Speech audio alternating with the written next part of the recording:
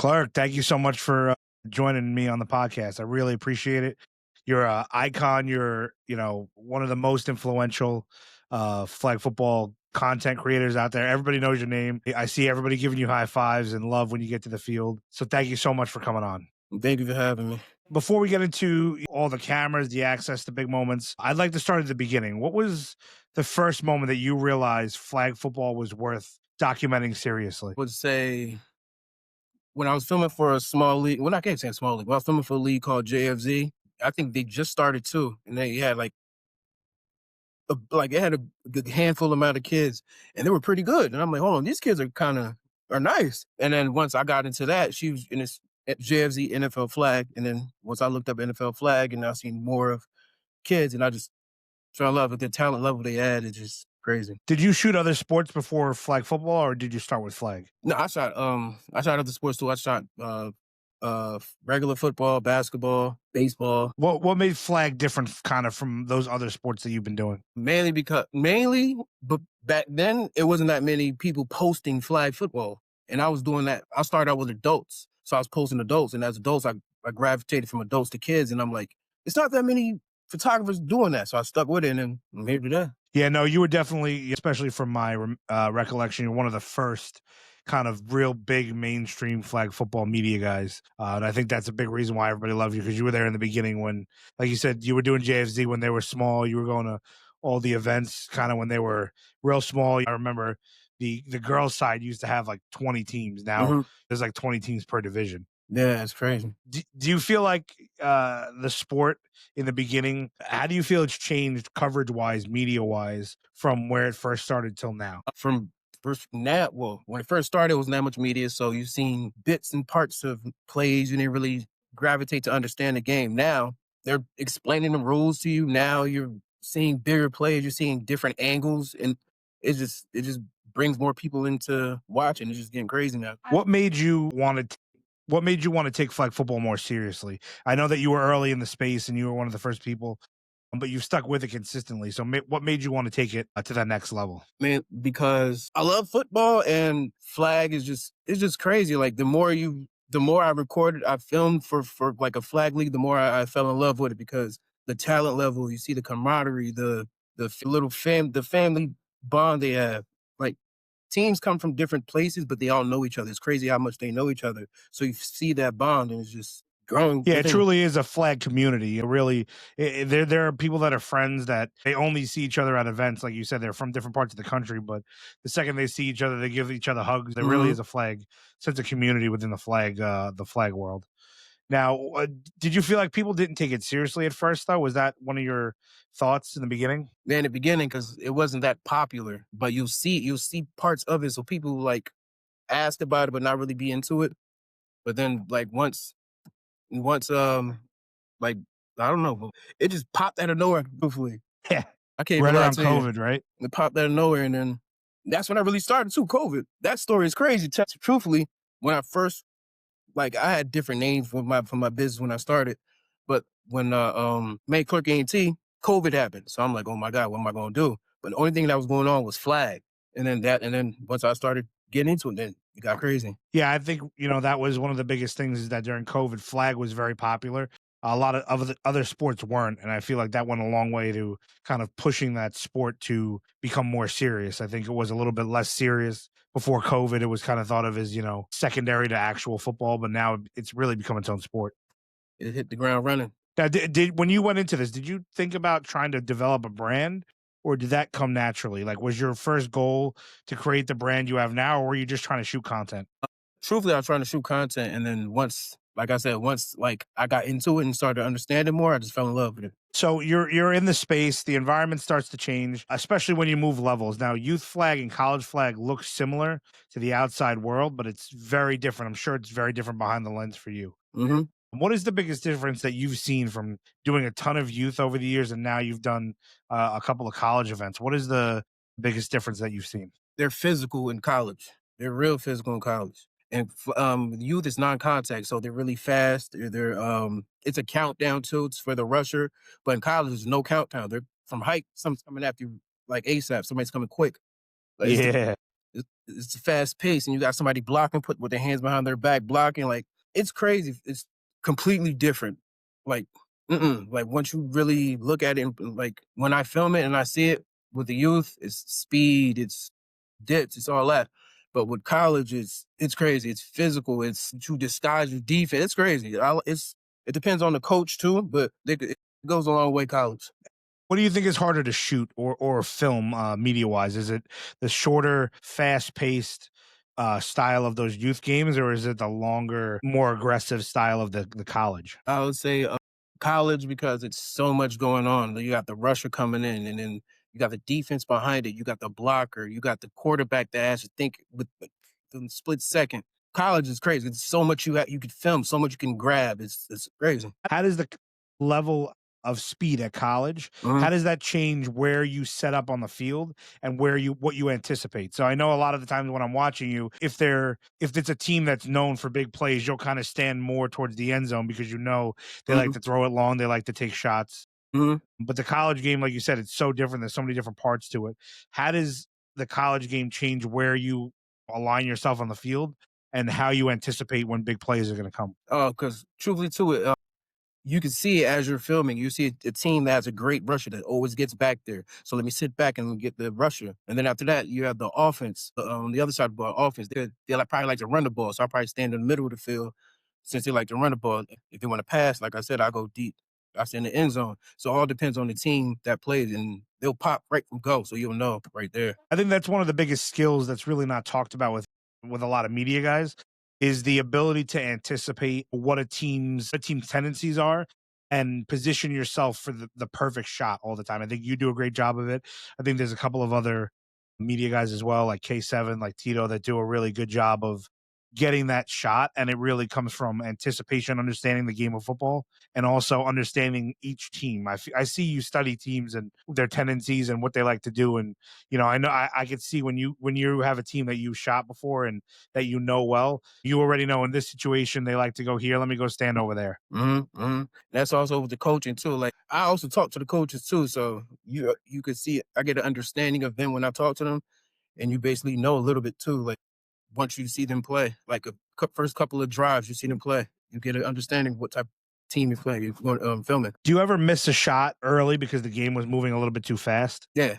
Yeah, a few times. A few times. There's a lot going on. Like I said, there's so much going on because I probably filming a rusher coming in quickly. And then after that, I probably might miss a beautiful head tap because the rusher was came in so nice. Like it's so much going on. You can't miss anything. It's so much going on. Yeah, at any one moment, there could be a big player, it could be nothing. It's super hard to get the perfect shot, but I think Mhm. you do a really good job. Are there moments in college flag football that don't exist at the youth level? Certain things that you've seen in the college game from covering it that don't exist yet at the youth level? Truly just fit the physicality. Because in college, like you really have to be strong a little bit because the the Yeah, those college girls that are in the gym, man. These they're that's strong. gonna be a shock. It's gonna be a shock for some of these youth athletes They're when they get to strong. college. You have to understand, like, it's not all about speed.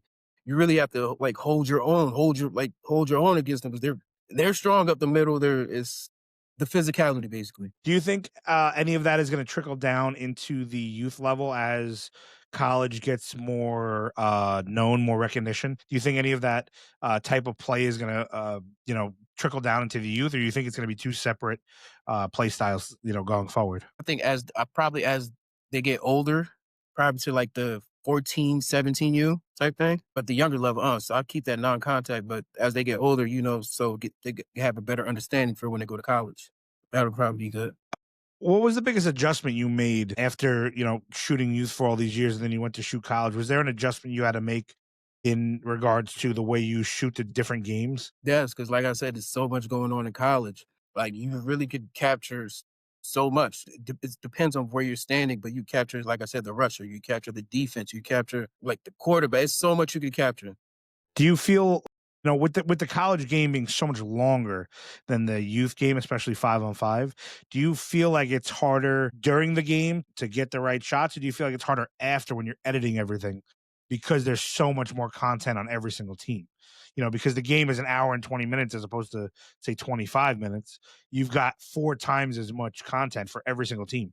Say after because like it's so much going on. Like it could be one team that had 10 sacks, and then I have to post 10 sacks, and then it's just crazy. It's so much going on. Yeah, It's crazy. But since the games are longer, it would actually be 10 sacks. And then if somebody could actually have 4 entos, or it'd be crazy. Like somebody could have a whole highlight reel just off one game. exactly. Yeah, you could post 5 or 6 reels of one player from one game. Hmm. They think that's like a whole tournament's worth, but it's really just they went off in that one game because the game is so long. Hmm. Hmm. So at this point, it stops being about just taking pictures. It's about the craft. Let's talk about what separates an average shot from an elite one. But what makes an elite flag football videographer and photographer? What is it about you that makes you one of the top guys? People tell me I'm everywhere.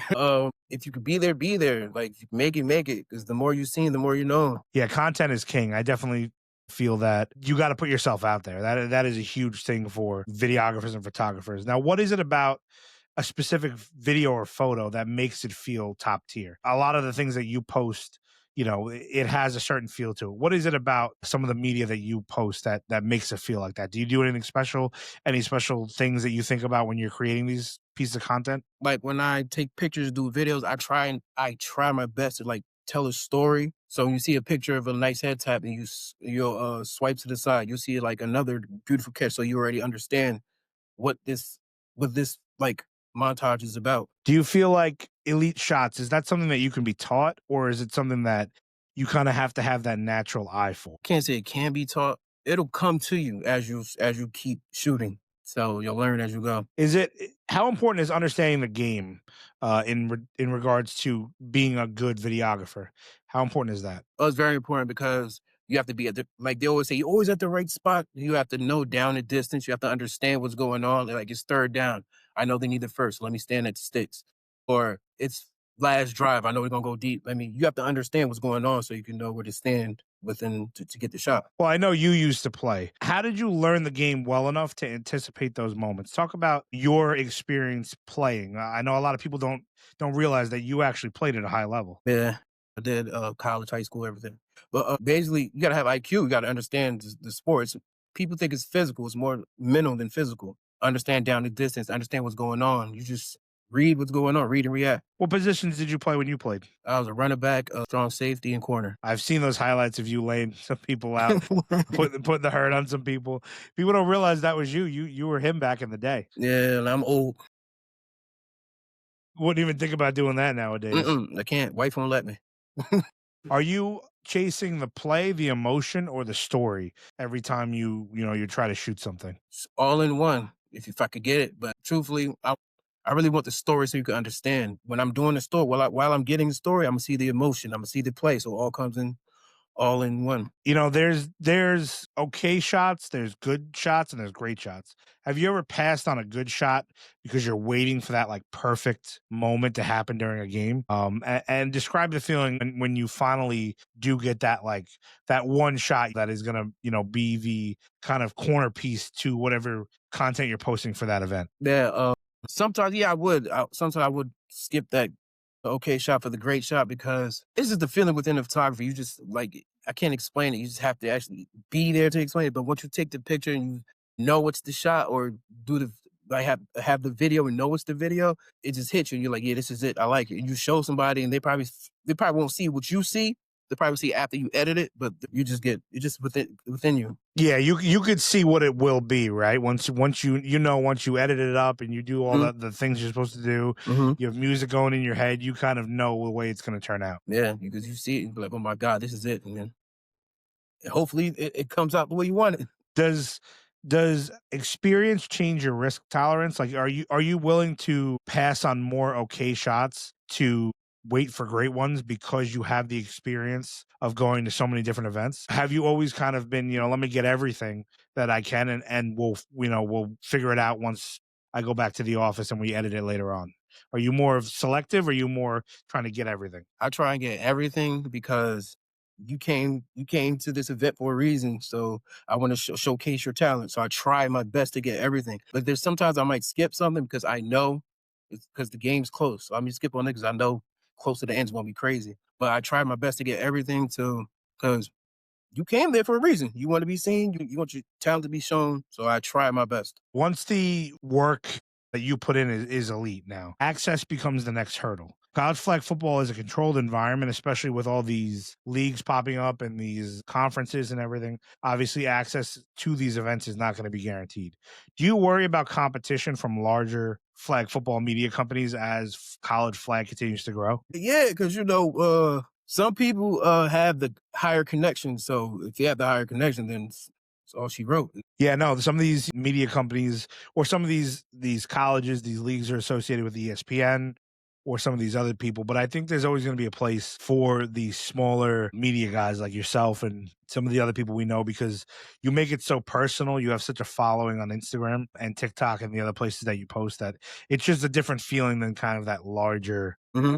media company, you know what I mean? Hmm. What misconceptions do people have about making it as a flag football media guy? They think it's easy. It's not really that easy. It's a lot. It's a lot to it. It's a lot. So we make so like I know a lot of videographers that make it look easy, but it's not easy. It's a lot to it. You got to think about it. You have to get the right lighting. You have to make sure your ISO is good. Yeah, it's insane. So much to it that you don't see, but it's a lot to it. Not to mention standing on your feet for 10, 12, Oh 14 my hours. God, the lower You back. know, a lot of these people are they show up, they play their division, they go home, you know? Hmm. You're there 8, From sun up 9 to hours sundown. later. Exactly. You're there 8, 9 hours later. What is the worst conditions to shoot in? Is it at night? Is it during the rain? Like what is the toughest to get a good shot in? Truthfully, it depends. Some fields lighting is horrible at night, so I can't shoot. It just looks blurry. The rain, it depends on what type of rain it is. I could film in the rain, but depends what type of rain it is. So it's all depends Would you rather shoot in the heat or in the snow? on the heat. I can't feel my toes and my fingers, I can't do anything. It's time to pack it up and go home. I'm done. What is the biggest mistake newer flag football media guys make from your experience and all the, the things that you've seen? Not getting themselves out there to like they just timid. They're just take a quick shot and then we even talk to the coach or the player or anything. Get yourself out there, talk to people. Don't be to yourself. So you think creating those relationships Hmm. is really important in getting yourself out there as far as media, Hmm. like talking to the players, talking to the coaches, the referees, being known. Being known because they just see what they could see you plenty of times. You know, say one word to them, they'd be like, "Oh, that's just the camera guy." But if you talk to them, then now they're gonna know who you are, and you build a little bond Are you relationship. naturally extroverted or are you an introverted person? I talk to everybody, man. I have fun with what I do. I talk to everybody.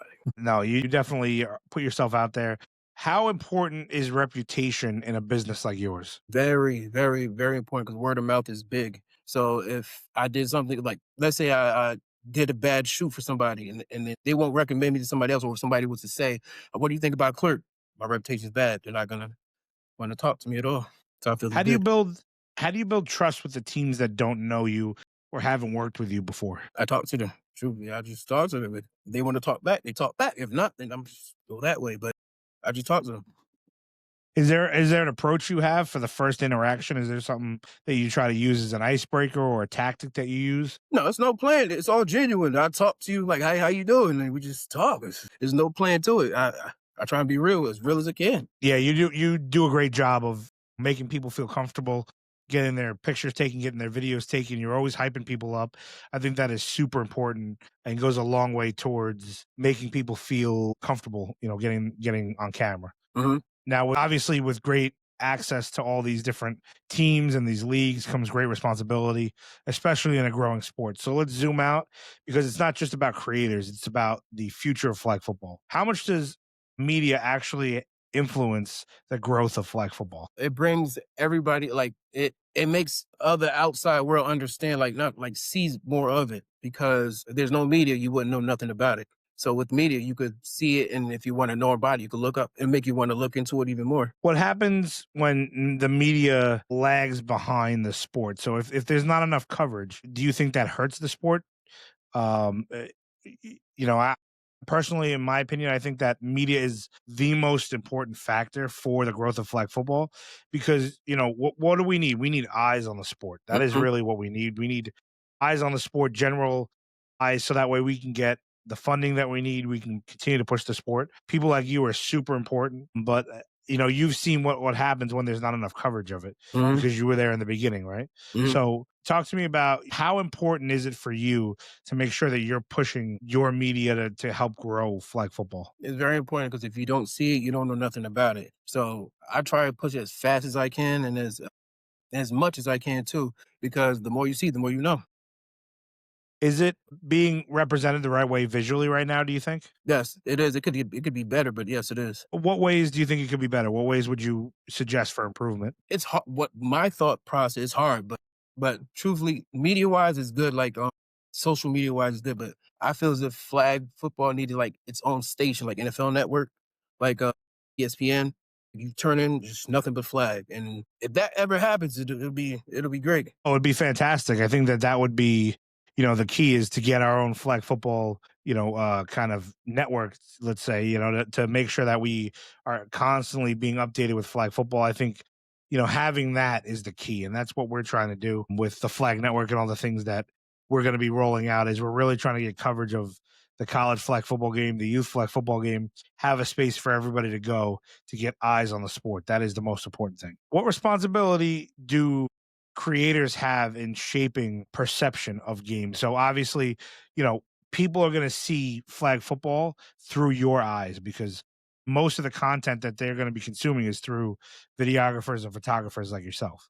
Most people are not going to go to the games. So what responsibility do you think creators have in shaping the perception of flag football? Like, obviously, you want to post all the highlights, you want to post all the good stuff, but with some highlights, there's some bad stuff with it too, like flag guarding or like a push off and it's non-contact. So be aware of what you post, even though it's a nice highlight. What's going on before that for the player or after the play has to be legal, has to be good. So if you're posting all these illegal plays, it's not gonna people aren't gonna be like, oh my god, this is a nice play, but this person just hit his hand out the way. You could do that. I don't care. But if you actually show moving the hips and all the other stuff, that make people engage. Like, oh wow, that's nice. That's talent. They're doing that.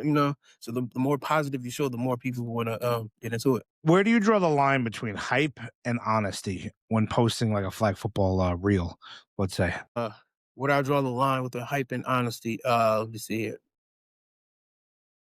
Do you always try to post like the authentic video? Because obviously, let's say you could post a great play, it results in a touchdown, and then you fast forward the video 10 seconds, it wasn't a touchdown, it was a penalty. Do you focus more on um, showing the honest play, or do you focus more on building the hype for the sport? And I don't think there's a wrong answer. It's just in certain situations, I think the hype is important because you want to get eyes on the sport, but also in certain situations, I think it's important as well to post the honest play that that really happened. So where do you draw the line, and what do you focus on? Like truthfully, I keep it real and honest. I don't post like you just said, if somebody was to catch a nice touchdown, but it called back off a push off, I wouldn't post that because it wasn't right. But the picture wise, I'm sorry, picture say 1,000 words.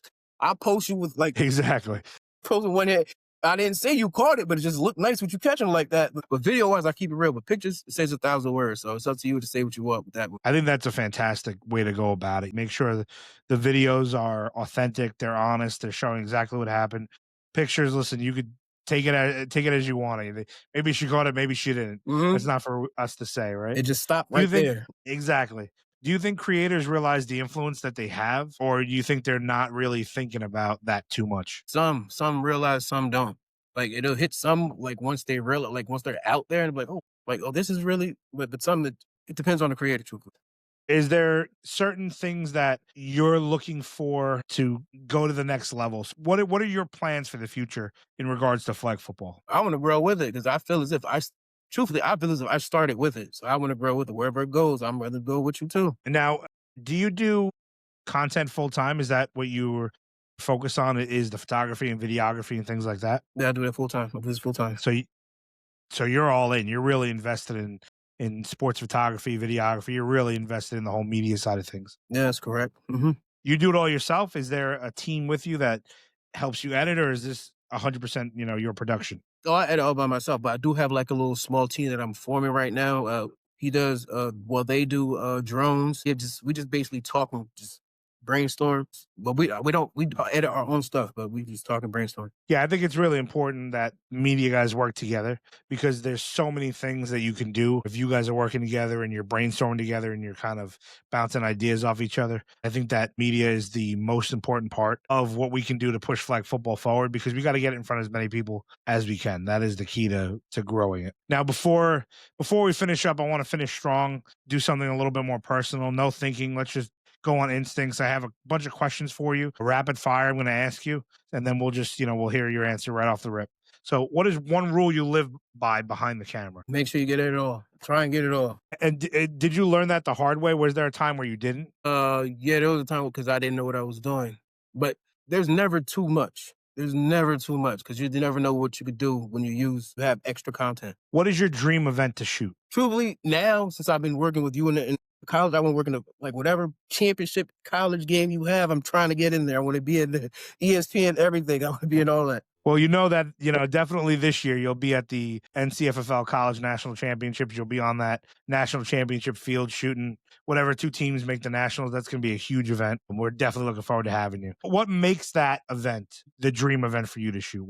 What is it about that? Because it hasn't really been done, and I really want to stamp what it's about. Like even though it's a championship, even though you should already know because it's a championship, I still want to stamp what it's about. Show everything that's between the rushers, between the defense, show you how it's really different from youth and leagues. What is the best shot that you've taken that nobody has seen yet? Picture of my son. That's beautiful. Why hasn't it been released yet? If it's, at that level, is it something personal or is it? It's personal because, I love my boy. It's my one and only. Nothing like it, right? Mm-hmm.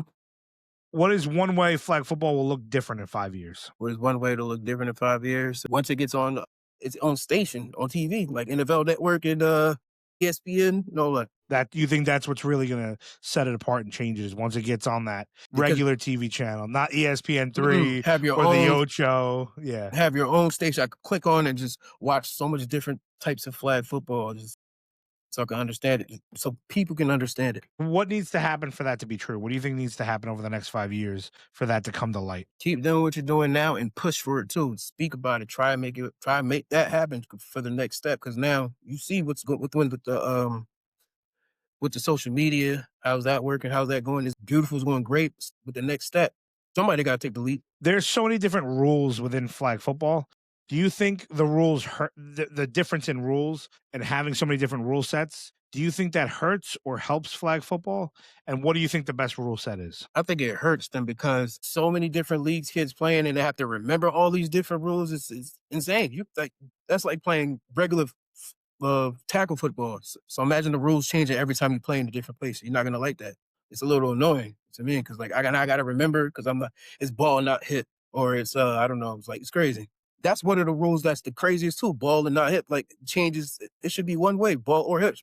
Yeah, it should be like you said in tackle football. Nobody's ever questioning if it's the ball or if it's the running, the carrier. Yeah. So it should just be like this is universal for flag football. Now, what do you think is the best flag football rule set? Truthfully, I like the contact because it's real. That's real football. You got to understand you're gonna get hit with the non-contact, even a little tap. You hit him. Oh my God, it's football. It happens. You're gonna expect a little bang bang. Yeah. I think somewhere in the middle is probably the right answer. I think it shouldn't be. I don't think non-contact helps the sport. Mm-hmm. No, I know. I like the IFAF rules. I understand why they do it because they're trying to promote that flag football is a safer sport. But I think it takes away from the sport when there can be absolutely no contact. I think it should be refereed as a non-contact sport, but with the understanding that incidental contact will happen. That happens, yeah. That's why I personally love the college rules because it has a mix of both. Like you said, there is a little bit of physicality. They let a little things go, but they also understand that it is the a safety non-contact sport. Exactly. What advice do you have for the next generation of creators trying to break in? Don't be to yourself. Take the picture. Talk to other people, have fun. Make sure you're having fun. That's key. If you're not having fun, you're not gonna do right. You're not gonna do well. Have fun with what you're doing. Talk to everybody. Enjoy yourself. What's something that they need to stop doing immediately? Uh, Oof. Something that you see a new guy doing, a new content creator that you got. If you could go over to them and say, "Hey, if you stop doing this, you'll be more successful." Everybody's different. I gotta tell them understand their ISOs because sometimes it's so bright. I gotta do it. Sometimes I do it myself, but the ISO sometimes be so bright you can't see nothing. Like understand your settings. That's important. I think, a lot of people don't truly understand the camera and understand all the features. And I think that is just as big a determinant on how the media will come out as your technical ability to get the right shot and positioning. If you don't understand your camera, it's like not understanding how to use a tool. You can't expect the job to get done right if you don't understand your tools. Can't So put it I on think auto and expect it's gonna do everything for you. exactly, because you may need to play with some settings, and different your f stops and your different things. So Hmm. you need to make sure that that is dialed in. I think that camera knowledge is super important for new It is people. big New time. Now, what is your favorite team to shoot? It's a few of 'em, I ain't gonna lie to you. Yeah, you could name a few. All right. All right, we got you tonight. We got SIG. We got THT. We got Pink Dynamite. We got Fast Break. They became a new team. JTF. We got it's a lot, bro. Oh, it's a lot. I've recently like Venom now. Well, it's a lot of teams. It's a lot of teams. It's hard not to like them all. Who is the most underrated player that nobody talks about, but every time you go out there, you see them killing it? Who is the most underrated player? It's a few of them. There's a few of them. I got Addie from Pink Dynamite. She's a baller. She's great. She's a killer. Another one. Oh, Vit from your squad. Nobody talks about it. She is so fast, bro. She's nice. She's underrated, but she's a killer. But she really came out of nowhere and has just become unbelievable. And like you said, nobody talks about her. She just goes out there and kills teams. Balls out. It's a few of them. It's a few of them. But Addie, Vit, what's her name? She's good too, but people don't really talk about them. Kiki from SIG. All she knew, She's really good. give her the ball and she watch what she does. Go crazy. She's really good, and she's really good at a lot of different Positions. ways. She's not one dimensional. She plays offense, defense. Mm-hmm. She could run the ball. I've seen her even throw it a little bit. Mm-hmm. She can make people miss in a phone booth. She's very dynamic for somebody that's so young. Mm-hmm. A lot of the players that you mentioned are not, they're actually not even in the high school division. They're in the 14U, which is showing the growth. Oh, it's crazy. I think Addison is in the 12U, Vit and Kiki are 14U. So it shows the growth of flag football that we have these underrated players who are not one of those top 3 or 4 names that are really making impacts on a lot of different teams. That's What do you crazy, think is the biggest rivalry that you've seen? Who are the 2 teams that are the biggest rivals? Oh, we all know it. SIGTHC. We all know. They live right next to each other. They go all the way to PA to play. I'm like, what's this? It's crazy. That is a big rivalry. They've had that rivalry for many years.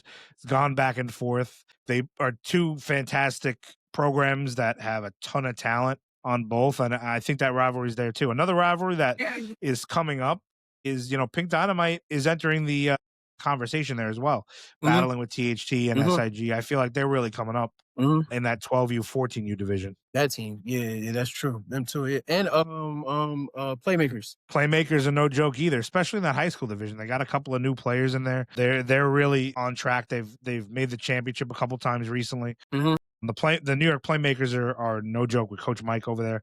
They have a really good squad this year. What is an underrated team right now that you feel like doesn't get the love that they should, but is quietly in that top 5 or 6 mix? This the boys team. I'm gonna say G-Men for the boys. And for the girls. That's nice but underrated. Underrated. THT is one of those teams. SIG is one of those teams. Athena, and we all know that those teams, but it's kind of like a team that's sneakily always in the top 4 to 6. Yeah, I can't. That's tough. That's a tough one. That is a tough one. Playmakers probably because they're not really talked about. They have talent, but they're not really talked about as much. Yeah, I would say that too. The Playmakers, like you said, they have talent. They've made a couple of championships recently. I think they've won 1 or 2, but they're not spoken about the way that those other programs are, but they probably should be because they're coming up to developing their talent the right way. They got a couple of nice pieces. I would definitely say that they're one of those underrated teams that are really looking to be a problem And I think they just won a regional too. I think they went out. And Yeah, I think they nobody went even out to talked Buffalo about and it won like it. that. That's what I'm saying. It was kind of under the radar. I think they won the Buffalo regional, if I'm not mistaken. And they went out there. They did their thing. They punched their ticket. What team do you think would has a legitimate shot from the Northeast to win NFL Flag Nationals from all the different age groups? If you could pick one team, you have the THT, the 10U that won the 12U now that won 10U last year.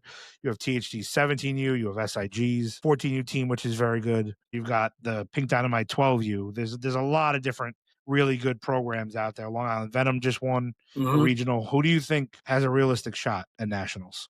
Richard Nationals. I'm gonna go with THT. I forget the At what age group. age group? At The the the the, younger girls the or the older youngest, ones? whichever team Demi's in, Yeah, that would be their 12U that they won 10U last year. They just moved up. bro.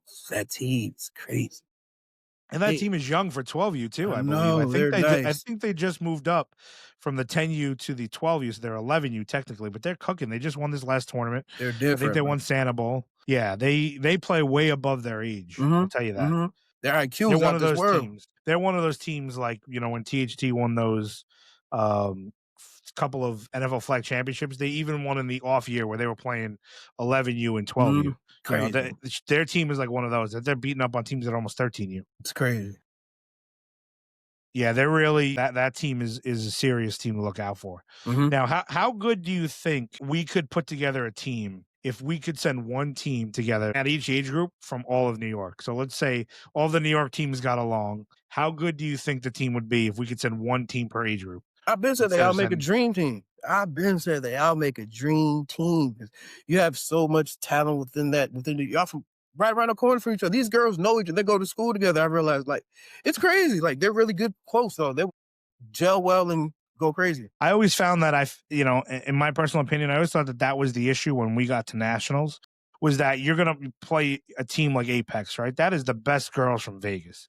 You're going to play Fury. That's the best girls from Texas. Texas. Mm-hmm. You're going to play the Bad Rabbits. That's the best girls from Mexicali. You're going to play Conquer. Those are the best girls from California, right? Those are state teams, not city teams or Mm-hmm. borough teams. Or we have now, it seems like we have little village teams and county teams. Like we're split up. Yeah, You know, everywhere. everybody and their mother decides to have their own team, right? But when you go to these other states, you're playing state teams. Mm-hmm. I think that's the biggest difference between the Northeast and these other West Coast teams. Why we have trouble out there is because we're splitting our teams so much, especially at the national level, that it's hard to compete with those West Coast teams. Mm-hmm. Mm-hmm. That's 100% true. I got to come together and rep us right and get this done. What do you think about NFL teams creating these travel organizations? Do you think that's helpful for the sport? Do you think it hurts the sport? Do you think it is a good platform for the kids? What is your take on that? It's a good platform for the kids, but you can't pluck them from their teams. Like now you're taking away the chemistry, you're taking away the years of bonding. Now they gotta scrap and get some other people. I don't feel as if that's fair. But I like how the girls are getting opportunities. But I still don't think it's fair for what you're doing for the teams they're leaving. Now, how would you fix that? What would you do differently? So that doesn't happen.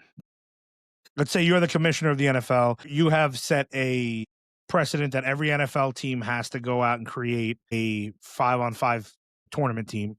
How would you do it differently? I'll say set teams, real teams that has that's been together for a long time, like have a set roster. That same team that's been together for years that you've been seeing at the FFLs, that you've been seeing at your IES tournaments, with the set roster, those change names. No, I'm gonna take you for this one time. No, the team that's been together for this amount of time. I agree with you. I think that it's a great thing for the kids. I think it's a great thing for the exposure for the game. I think that all the opportunities they're presenting is fantastic. Obviously there could be some tweaks to the way that they go about it, but I think overall it is a positive thing. I'm hearing that other NFL programs are going to be introducing tournament teams or travel teams or whatever the case is. So I think it's going to be a trend that we're seeing more and more in different areas is that these NFL teams are popping up with tournament teams to compete and try to showcase the best girls in that area. I always thought that would be the end goal is that at NFL Flag Nationals, that high school division that's on TV the most would end up being a 32 team NFL tournament team thing with only NFL teams represented. Like you couldn't just enter it as the Knights or Hmm. SIG or THC. It would be like, the Jets elite team versus the Cardinals elite team Yeah, that'd be versus cool. the Patriots elite team. And I think, in my opinion, I think that's the direction that they're going to be heading with all these new tournament teams popping up. That'll be cool. That'll be cool, but crazy at the same time. But What do you think is harder? Do you think it's harder to actually engage with the kids and set the right example? Or do you think that the parents are doing their job as far as setting the example for these kids? Because, one thing that I'm seeing for as a college coach and as a scout is that I'm watching how they're coached and I'm also watching how they're parented. What are their parents doing on the sidelines?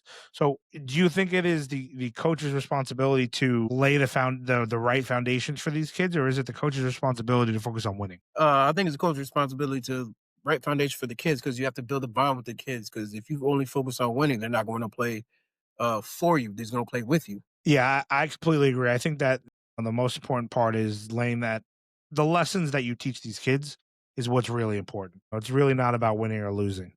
Mhm. How have you seen the sport change over the years from when it first started till now?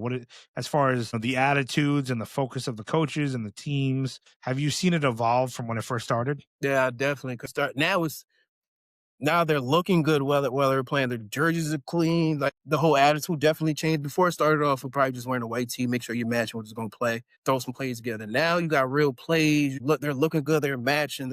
It evolved towards the positive side. Yeah, I definitely feel like it's taken seriously now, especially by the players and the coaches and the parents. I feel like it's really evolved technicality wise. It was much easier to coach a couple years ago, especially when I first started. If you had somebody fast and you could do a simple misdirection handoff, like you would score like 60% of the time. But now you really got to put together drives. You got to understand time management. There's a lot of different things you have to understand. So I've definitely seen flag evolve from a coaching standpoint in the last couple of years. When they're getting the flags even better now, they're diving, getting the flags better now. Before it was they'll miss it easily. Now they're really diving to get the flag. They're bodying you up, get the flag. They're doing good. You're going to start to see a change too in the level of athletes that we get now that it is becoming an NCAA sport. And you're going to get athletes that used to give up flag or not play flag because they're trying to get a scholarship and they're going to play softball and they're going to play volleyball.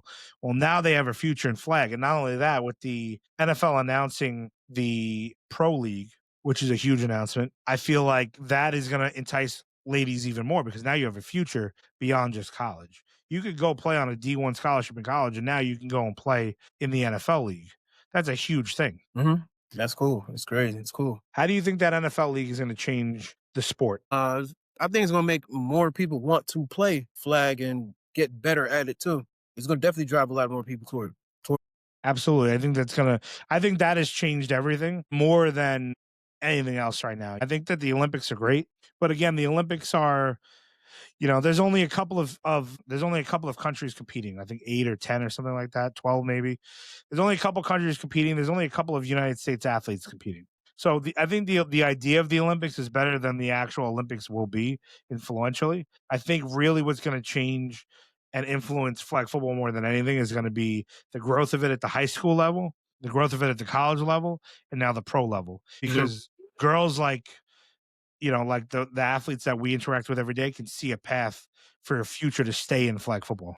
mhm, that's true. Last question now, and this one matters. If somebody listens to this episode and wants to take flag football seriously, what is the very first step that they need to take tomorrow to get into the flag football media world? First step they need to take to get in the flag football media world, you actually have to do it. You have to get up and do it. Just don't say you're gonna do it. Get up and do it. Go there. Talk to somebody. Get a media pass. It's always a way to get a media pass. And then once you're in there, like I said, make sure you talk to people, have fun with what you're doing. What is the biggest excuse they need to stop using? I could do it tomorrow. Or I could do it later on. Do it now. Yeah, you hear a lot of that. A lot of I'll do it tomorrow, the next day. You just got to start. So your advice would be just start. Just get out there and do it. Don't be scared. Get out and get your foot in there. Make yourself visible. That's it. We've spoken to a couple people on this podcast already. If you want something, you got to just put yourself out there and do it. Uh-huh. There's plenty of people that want something, but they'll keep making excuses. Tomorrow, the next day, I don't have this, I don't have that. Just go out there and figure out a way to do it. If you want to be in the flag football media world, grab a camera, go on YouTube, learn how it works, contact an event, and just get a media pass. Just start. And once you're in there too, you're gonna see other videographers and photographers. Don't ever think you know everything. It's always room to learn more. Ask questions. Have fun with you do too. Like everything else, always be looking to learn. That's great advice. I really appreciate you coming on the podcast and talking to us. You're one of the most influential flag football media guys out there. Every time you go to the field, everybody's showing you love. Everybody loves your photos, your videos. There's a reason for it. The great, the powerful, the influential, the man behind the lens, Clerc. Thank you so much. I really appreciate it. Thanks for having me. Appreciate it.